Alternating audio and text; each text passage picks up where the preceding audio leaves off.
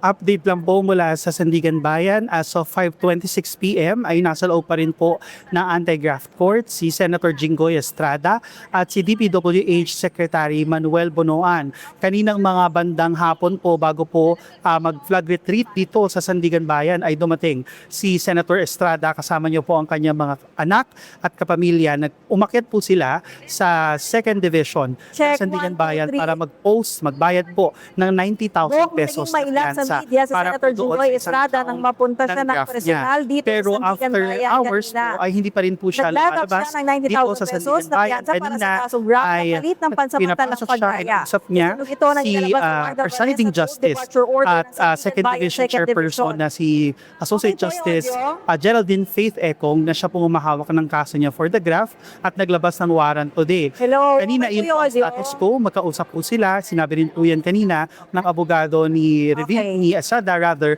na si Attorney Sorry, Bea, Noel hindi ko marinig Ostrea. Pero hours later hanggang ngayon ay nandito pa rin nga po si Estrada, hindi pa rin po siya lumalabas. Nandito pa rin po kami kasi importante po malaman dito kung ito po bang 5th Division ng Sandigan Bayan ay naglabas po ng warrant para doon sa plunder at isa pang graft case. Kasi po kahit mag-bail itong si Estrada at itong si Bonoan doon po sa kanilang 2nd Division graft case, kung maglalabas po ang 5th Division ay hindi na po sila papayagang makaalis ng CIDG dahil aarestuhin na po sila at iti-turn over na po sila ng mga otoridad. Iaarestuhin na po sila dahil non-bailable po ang plunder case. Kaya po inaabangan po natin yan at we'll keep you posted po sa mga kaganapan at nangyayari dito sa Okay, Sandigan Bayan. copy.